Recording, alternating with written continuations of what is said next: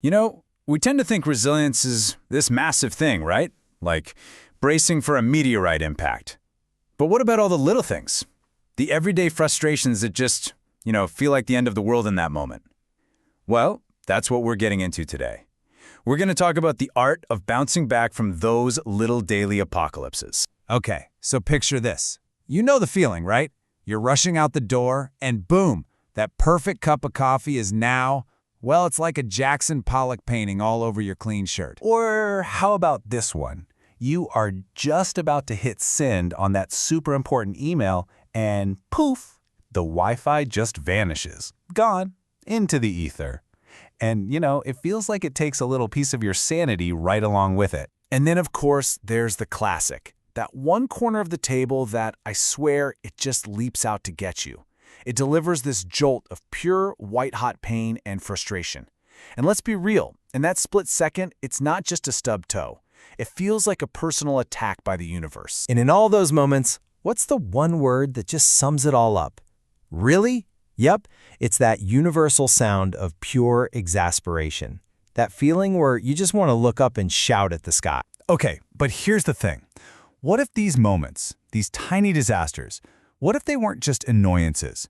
What if they're actually opportunities?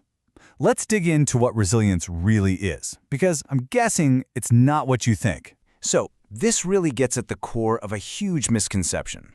We've got this idea that resilience is some kind of superpower, for when a meteorite is hurtling towards Earth. But the reality, and this is such a great point from the source material, is that real everyday resilience is a skill. It's how you handle that spilled coffee with just a little bit of grace. So what we're really talking about here is everyday resilience. And the most important thing to get is that it's not something you're just born with. It's an ability you build.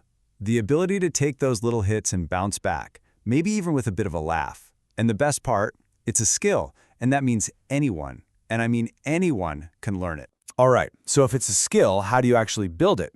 Well, lucky for us, the source lays out this amazing, super simple framework. Seriously, think of it like a workout plan, but for your resilience muscle. It all boils down to just 3 steps. That's it. 3 simple but really powerful steps you can use to take back control the very next time one of those little disasters strikes. Let's get into that. Okay, step 1, the 3-second pause. Seriously, that's it. Before you do anything, before you yell, before you throw your hands up, just stop. Take a breath. That little 3-second gap is huge. It lets your brain switch from full-on fire alarm mode to, okay, let's figure this out mode. Then, step 2, the it's not personal mindset. You have to remind yourself, the universe is not out to get you. The traffic jam doesn't hate you personally, that Wi-Fi didn't die just to spite you, and man, when you really let that sink in, it's so liberating. Okay, and then if you're still feeling that frustration bubble up, you move on to step 3, the magic question. And this is the real game changer. The question that snaps everything back into perspective. All you have to do is ask yourself this one simple thing. Will I laugh about this next week? I mean, think about it. For 99% of these little daily hiccups, the answer is a huge yes. Of course you will. That coffee stain on your shirt, it's going to be a funny story you tell a coworker. That stubbed toe, you'll forget about it by dinner. So if you already know it's going to be a funny story later, why not just skip the frustration and treat it like one right now? But look, this is about so much more than just feeling a little less annoyed in the moment. Every single time you do this, every time you handle a small frustration with a little bit of calm, you're actually building something much, much bigger. You're literally turning today's annoyance into tomorrow's strength. I absolutely love this idea from the source material, a mental flex. Just think about that. Every time you choose to take that 3-second pause instead of losing it, every time you can find a way to chuckle at a small inconvenience, you're doing 1 rep. It's 1 mental flex. You're actually getting stronger. And this, right here, is the real payoff. This is why it all matters. You're not just dealing with a spilled drink, you are actively strengthening that resilience muscle, 1 little rep at a time. You're training your brain for the real challenges, the big stuff. So when a genuinely serious problem comes along, and we all know they do, your mind is already trained. You're not starting from scratch. You're ready. And remember, the goal here isn't to be perfect. It's just about being a little bit stronger each and every day. So really what this all comes down to is a complete shift in your mindset.